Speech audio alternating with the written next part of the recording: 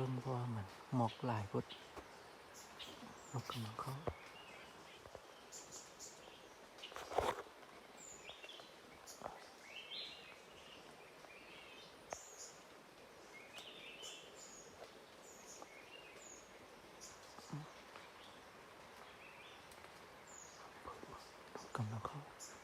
หาซีมจังน้อยเอาพาไปเก็บเลยตอนนี้อยู่ตกไปสาหัสตัวแล้วบ่ฮู้ว่าสิซอกเห็นบ่มันสั่นเลยก็ตึกอีกกระจอนก็มีได้เนาะแถวนี้โอเคติดตามไปเด้อจังน้อยติดจะเข้าไปเบิ่งเนาะเพราะว่าตอนนี้หมอกหลายเพิ่นบ่เห็น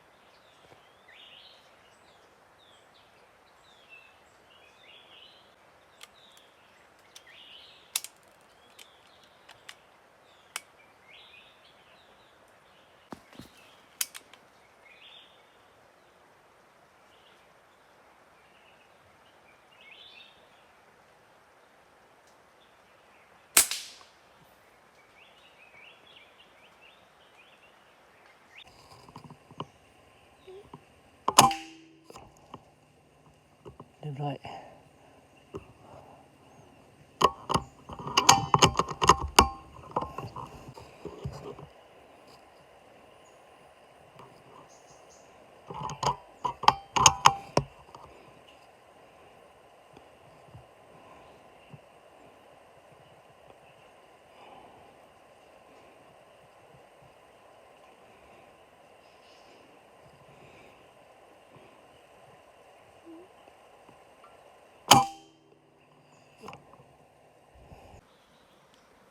สภาพแคมป์เฮา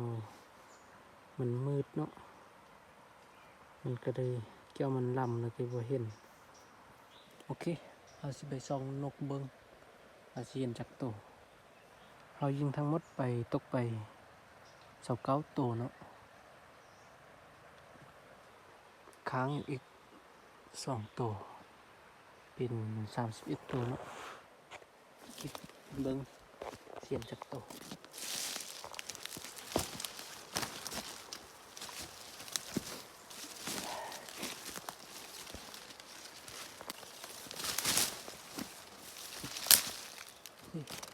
ตัวนึง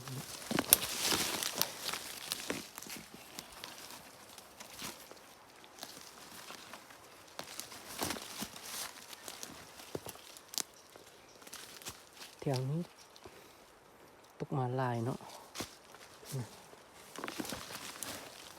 สองตัวที่สอง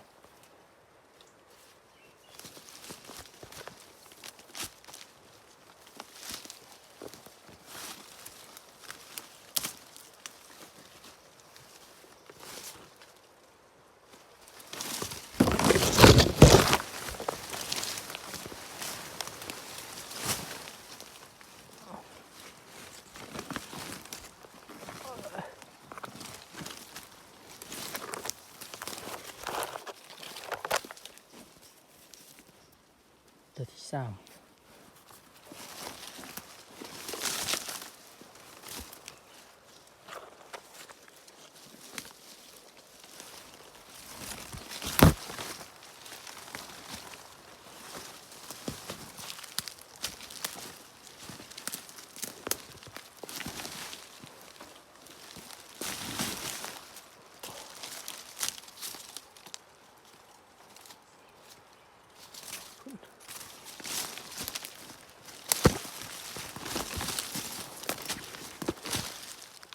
ที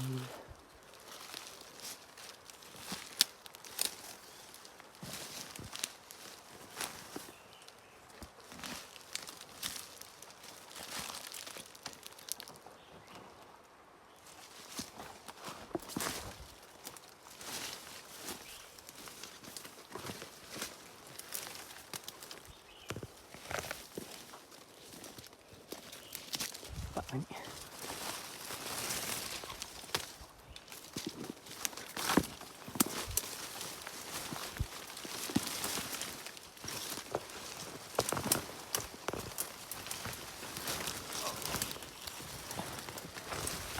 ที่ห้าเนาะ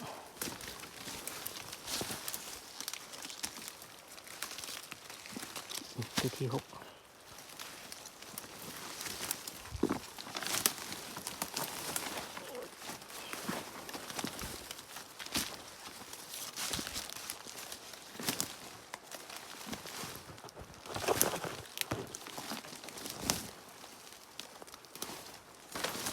ตัวที่เจ็ดเปียกมาคนลุก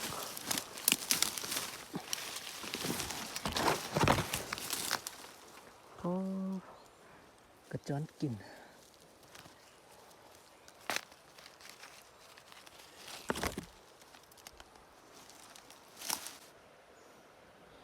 เป็นอะไรเนา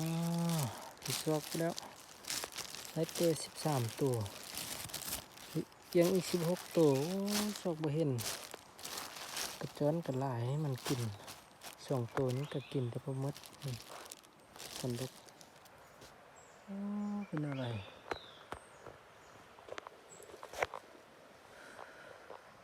ชอบดุนเติบบ่เห็นแต่คนมันกระจอนเอาไปเบิดแต่ที่คนลุกยังอีก3 ตัวเลยชอบเห็นแต่ตัวเดียวยิงตกไปนี่4 ตัว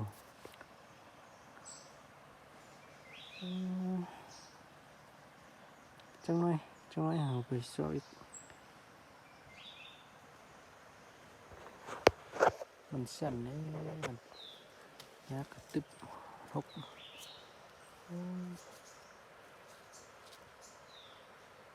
แนวไรเนาะนกกับบกเขาแล้วเบิ้งต่ำให้นี่มันสมุดแล้วเนาะมีบลายแล้ว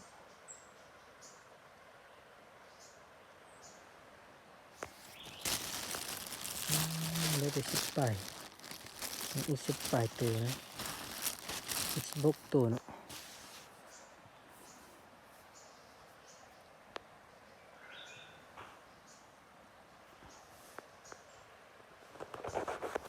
โอเคคันมีนกมาแล้วสิติดสกบให้เบิ่งตอนนี้นกบกเขา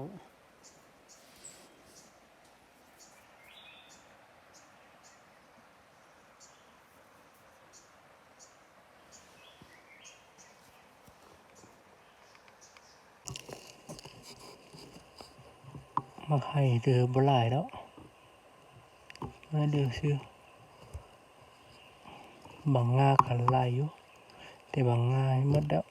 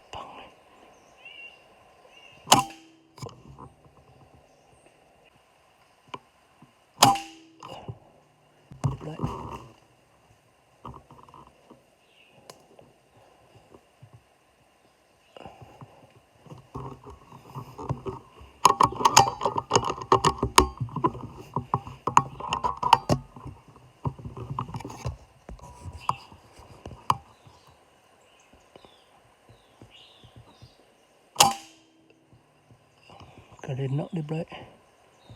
จังหน่อยตกแล้วตกแล้ว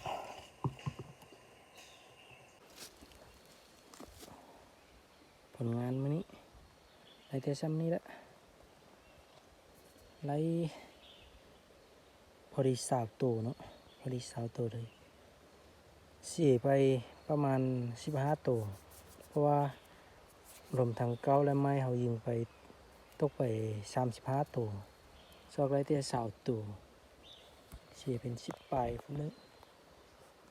กระจอนดักแล้ว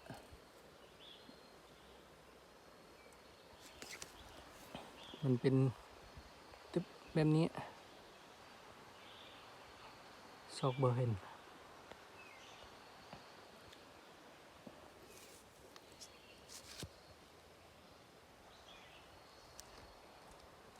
คันบ้ามีคนเก็บนี่เสียหลายกว่านี้แต่เดี๋ยวนี้บ่มีคนเก็บก็เลยซอกบ่เห็นโอเคสกลับก่อนบัดนี้พอดี11:30แล้ว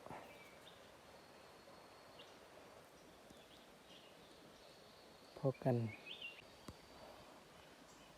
เรากำลังสิกลับ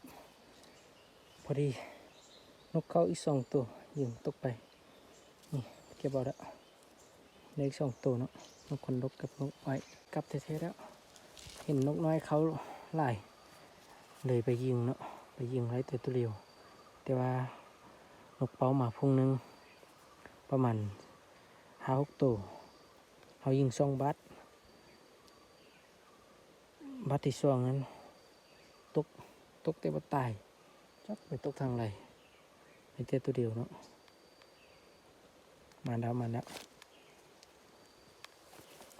ตัวใหญ่ขนาดเลยสรุปไล่24 ตัวหนุ่มนกเป่าตัวนึง